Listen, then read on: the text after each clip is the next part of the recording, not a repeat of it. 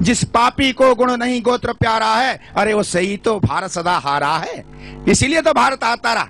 यदि आपके मन में ये आ जाए, जिस समय वो एक पर्ची आती है और ये आ जाए कि हमें भारत माता के हम सपूत हैं और हमें अपने भारत का परिवर्तन करना है, तब आपके हृदय में और न जाति आनी चाहिए। साफ साफ ये समझ लो, कह दो, मैं न खड़ा हूं जाति पाति की जंग लगी जंजीरों में, मैं न खड़ा हूं जाति पाति की ऊंची नीची भीड़ों में, और मैं न बंधा हूं देश काल की जंग लगी जंजीरों में। हम देश काल की जंग लगी जंजीरों में नहीं, हम ये मानते ही नहीं कि हम गुजराती हैं, बंगाली, हम सब क्या हैं, भारतीय हैं। और भारतीयता का सबसे ज्यादा प्रमाण किसके पास है? आपके पास है। उत्तर प्रदेश एक हृदय रहा है। उत्तर प्रदेश जब जागा है, भारत का स्वाभिमान तब बचा है। क्यों? उत्तर प्रदेश के व्यक्ति में स्वाभिमान है। आप देखिए,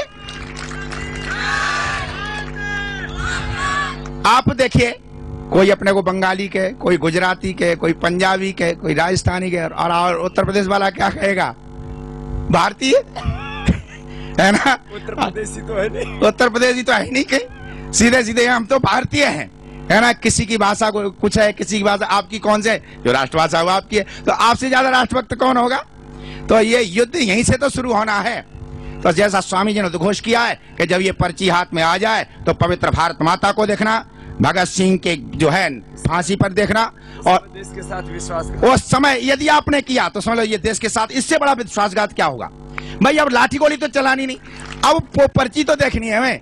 पर्ची डालो जाकर के स्वामी जी के एक आह्वान पर एक एक सदस्य अपने भाइयों को समझाओ जिन्हें जाति के नाम पर, संप्रदाय के नाम पर, भाषा के नाम पर बहकाया जाता है। गांव गांव छा जाओ जाकर के, उनके हाथ जोड़ो और कहो भारत माता की लाज अब आपके हाथ में है। तो श्रद्धेय स्वामी ने जैसा कह दिया, हमेशा ये ध्यान रखना, पर्ची हाथ में आ जाए तो उनको समझ लेना, उनको समझाओ जाकर के कि कहीं ऐसा तो नहीं है कि आप गलत आदमी को वोट दे करके भगत सिंह की हत्या कर रहे हो। पर्ची भारत माता की इज्जत है, ये भारत माता, हाँ ये समझ लेना, पर्ची भारत माता की इज्जत है ना। और इज्जत तुम्हारे हाथ में है।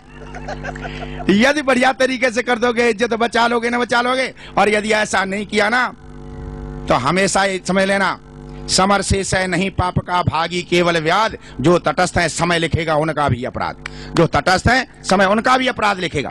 ऐसी स्थिति में श्रद्धेय स्वामी जी की पवित्र मूर्ति आपके हृदय में आ जानी चाहिए, और ये जब मूर्ति आपके हृदय में आ जाएगी, ये दहाड़ते हुए दिखाई देंगे, तब तुम्हें वहां जाति दिखाई नहीं देगी, तब ये दिखाई नहीं देगा ये तो यादव है, ये तो ब्राह्मण है, ये बनिया है, ये ठाकुर ना। तब क्या दिखाई देगा? एक दृढ़ संकल्प लेकर के जाओ, वोट डालना है जाति बिरादरी सब छोड़ करके। तो हमेशा ये ध्यान रखना, इन बातों को ध्यान रख करके हमें जगह जगह जाकर के, घर घर जाकर के फैल जाना है, और अपने चरित्र को जरूर बनाना। जब तक हमारा अपना चरित्र नहीं बनता है, ये ध्यान रखना, हमारी बात कोई भी नहीं मानेगा। ये ध्यान रखना, आप स्वामी जी के सैनिक हैं। जितनी पवित्रता आपने होगी, महर्षि दयानंद ने बहुत बढ़िया बात लिखी है एक जगह। उन्होंने कहा जितने भी राक्षस और जितनी भी ऐसी शक्तियां पराजित होती हैं, वो एकमात्र होती हैं जनबल से। किससे होती हैं? जनबल से। और जनबल हमेशा आता है आत्मबल से, और आत्मबल हमेशा आता है त्याग से, वो प्रभु की कृपा से। प्रभु की कृपा तब मिलती जब हमें त्याग हो, और त्याग कब आता है? जब व्यक्ति सदाचारी हो। दुराचारी होगा वो त्यागी कभी नहीं हो सकता है, और त्यागी नहीं होगा तो परमात्मा की कृपा नहीं मिलती है, और परमात्मा की कृपा नहीं मिलेगी तो आत्मबल नहीं आएगा, आत्मबल नहीं आएगा, जनबल इकट्ठा नहीं होता। यह जो क्रम श्रद्धेय स्वामी ने आपको बताया है, ये क्या है? ये वही क्रम है योग के द्वारा बताते स्वामी जी। स्वामी जी ने भोजन जो है अत्यंत सात्विक करते। ये क्यों ऐसा भोजन करते? ये पद्धति आपको जीवन की पद्धति सीखनी है। स्वामी जी के जीवन को ठीक सामने रख लो। ये जो खाते हैं भाई, ये इतने बड़े हो गए, इतने महान हो गए, कोई लंबे चौड़े पहलवान तो है ना, लंबा चौड़ाई इतनी, ऐसे ऐसे लोग हैं जो बैठाल दो तो स्वामी जी से 4 बैठाल दो, एक ही बनेंगे जाकर। तो ये शरीर से इतने बड़े नहीं, लेकिन हमेशा ये इतने बड़े कैसे हुए, सारे विश्व को हिला करके रख दिया। मैं कभी गुरुकुल में पढ़ा करता था, आएंगे खत अरब से, उनमें लिखा ये होगा, गुरुकुल का ब्रह्मचारी हलचल मचा रहा है। और आज वो सारा दृश्य सामने आ गया, एक गुरुकुल के ब्रह्मचारी सारे विश्व में हलचल मचा दी। तो ऐसी हलचल मचाई। अच्छा, मचाई कैसे? उसका कारण क्या है कि जैसे स्वामी जी बताते हैं ऐसा भोजन करो, वैसे ही भोजन करो। स्वामी जी कहते हैं ऐसी दिनचर्या बनाओ, वैसी दिनचर्या बनाओ। जब सदाचारी व्यक्ति कब होगा? जब हमारा शरीर सात्विक होगा। सात्विक शरीर होगा, बुद्धि सात्विक होगी। ये दोनों एक दूसरे के पूरक हैं। बुद्धि सात्विक होती है तो सात्विक शरीर होता, और सात्विक शरीर होगा तो बुद्धि सात्विक हो जाती। उसके लिए क्या? आहार सात्विक करो, लोगों को जाकर के जब तक ये छुड़ा नहीं दोगे, बीड़ी सिगरेट तंबाकू पता नहीं क्या खाते। सवेरे जाकर मैं तो उन गरीबों में रह करके देखा है। कल स्वामी जी बड़ी वेदना प्रकट कर रहे थे रास्ते में आते हुए। उनका आचार्य जी देखो इनका कितना बुरा हाल है। और मैं स्वयं देख करके आज दिल्ली की सड़कों पर एक नहीं हजारों आदमी ऐसे लेटा हुआ, हजारों की संख्या में, काले कलूटे, पता नहीं कब से बेचारे ना नहीं, कहने तो मनुष्य कह सकते हो, पशु का जीवन जी रहे। किसी कवि ने ठीक लिखा है कि उस ओर क्षितिज के कुछ आगे, भूखी छाती पर कच्चे घर, अरे बने हुए हैं फोड़ों से, पशु बनकर नर जी रहे वहां, नारियां जन रही हैं गुलाम, पैदा होना और मर जाना बस उन लोगों का एक काम। ये संख्या हमारी है नहीं। स्वामी जी वहां पर गए, गांव में लोग ये नहीं जानते, बेचारे बच्चे ये नहीं जानते हमारा देश का नाम क्या है, हमारी आवश्यकताएं क्या। जब इतना भी प्रबुद्ध देश का नागरिक नहीं होगा तो निश्चित समझ लेना फिर हमारी लड़ाई हम जीत नहीं सकते। घर घर में घुस जाओ, जो जातिवाद के नाम पर, संप्रदायवाद के नाम पर, प्रांतवाद के नाम पर तुम्हें फूट डालो और राज करो वाली अंग्रेजों की नीति चलते हैं, इसको जब तक विफल नहीं करोगे तब तक हमें सफलता मिलेगी नहीं। तो स्वामी जी महाराज ने जो पद्धतियां आपको दी हैं उन पद्धतियों पर आप चलो। त्याग ये है कि अपने देश के लोगों के दुख दर्द को देख करके एक सन्यासी 18 घंटे लगातार लगा हुआ अपनी सारी की सारी सुविधाओं को त्याग रखा। इससे बड़ा त्याग और क्या होगा। हम लोगों से ही पूछते जो ठग तो नहीं कहते, ऐसे ठग तो 50 पड़े होंगे, लेकिन कहीं ऐसा है कि अपने 18 घंटे की 18 घंटे लगे अपनी सारी आराम सारी जो सुविधाएं सबको त्याग करके रात दिन भाग रहे हैं। टूटी सड़कें हैं, सोने को मिलता है नहीं मिलता है, गला बैठ जाता है, रात दिन आपके पीछे। बताओ ये कोई कम त्याग है?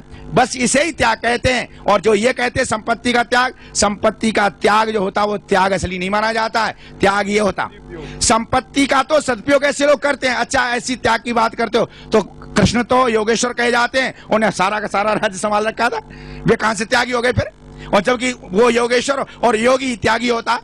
तो ऐसा त्याग जो विशुद्ध, जो हमारे आत्मबल को बढ़ाने वाला है, ऐसे त्याग को वो लोग समझ नहीं पाते हैं जो घोर भौतिक सुविधाओं में जिया करते हैं। आप भी श्रद्धेय स्वामी जी जैसा त्याग अपने जीवन में अपनाए, त्याग से बल आता है। अपने कार्यकर्ता जो यहाँ उपस्थित उनको भी कहते हैं, देखो हमारे आदर्श हम किन्हें कहते हैं? राम को कहते हैं। भगवान कृष्ण ने गीता में ये कहा है कि जहां पर हम जो हैं अपने दुख को देख करके दुखी नहीं होते हैं और सुख को देख करके सुखी नहीं होते हैं, सच्चा त्याग तो वही होता। राम को देखा नहीं आपने, भगवान श्री राम को? शाम को सारी की सारी अयोध्या जो है खुशियां मना रही है, नाच रहे हैं, कल हमारे प्यारे राजकुमार राजा बनेंगे, राज्याभिषेक होगा। कवि ये कहता है राम को देखा तो जैसे के तैसे।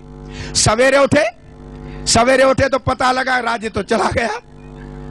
जब कितना बड़ा चक्रवर्ती राज और राज्य चला गया, अपने पिता के पैर छुए जाकर के, मां कैकेयी के प्रति कोई द्वेष नहीं, वहां जाकर के पैर छुए और उतने ही हंसते हुए चल दिए। वशिष्ठ ने कहा चल दिए आप वहां पर कि हाँ आपके चेहरे पर तो कोई फर्क ही नहीं आया। उन्होंने कहा चेहरे पर कहां से आ जाए, मैं तो माता और पिता का भक्त हूं, मैं उस संस्कृति में पला हूं।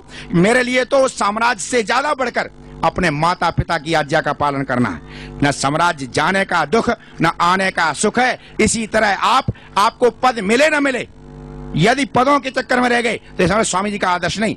आपके पास पद आए या चला जाए, देखो पद एक व्यवस्था है, आपको कार्य करने की एक व्यवस्था है। यदि आपने आकर के वहां पर निष्काम भाव से कार्य नहीं किया ना तो ये आंदोलन फेल हो जाएगा। आत्मबल हमारा कब बढ़ेगा? जब हम त्यागी बने। हम ये कह दें भाई अच्छा हमारा कार्यकर्ता है, अच्छा कार्यकर्ता, उसे आगे आने दो, तुरंत आगे आ जाने दो। जो व्यक्ति दान नहीं देता है, आदमी कब फिसल जाए कोई पता नहीं। जो व्यक्ति दान नहीं देता वो निश्चित रूप से पापी तो है, लेकिन जिसने यश के लिए दान दिया है वो सैकड़ों लोगों की सहानुभूति बटोर करके बलवान हो जाता। और आगे चल करके यदि वो पतित हो गया तो बताओ कितना बड़ा हमारा नुकसान कर देगा।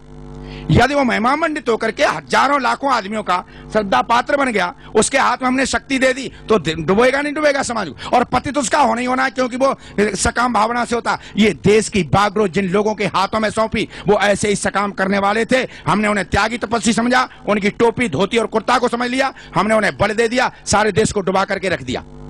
ऐसी स्थिति जब आ जाए तो बहुत सोच समझ करके किसी को आगे लाना है, साथ लगाना है, तो इन सारी चीजों को साथ लगा करके चलेंगे तो निश्चित रूप से हमारा यह अभियान सफल होगा। आशा और विश्वास है कि आप श्रद्धेय स्वामी जी को देख करके, जैसे स्वामी जी ने अपने को बलवान बनाया है, अपना आहार शुद्ध रखिए, शरीर को शुद्ध कीजिए, निश्चित रूप से आप भी बलवान बनेंगे, आपका आत्मबल बढ़ेगा। एक एक सैनिक श्रद्धेय स्वामी जी की तरह जब आगे बढ़कर के निकलेगा तो निश्चित रूप से भारत के सामने जो अब समस्याएं या जिसको हम ये कहते सफलता मिलेगी कि नहीं मिलेगी, मैं निश्चित कहता हूं सफलता मिलकर के रहेगी यदि आप सबने ये समझ लिया कि हमें सच्चे अर्थों में पूज्य स्वामी जी की तरह अपना जीवन व्यतीत करना है। आशा और विश्वास है कि आप सब श्रद्धेय स्वामी जी जो हमारे बीच में हैं, उन्होंने जो अभियान चलाया है उसमें अपना सर्वात्मना सहयोग दे करके भारत माता के चरणों में अपनी सच्ची श्रद्धांजलि अर्पित करेंगे, उन क्रांतिकारियों के प्रति अपनी कृतज्ञता प्रकट करेंगे। और मेरा ये विश्वास है कि यदि आपने ऐसा ही किया तो चाहे कितनी विपरीतताएं हैं, कुछ भी है, चाहे कैसी शिक्षा है,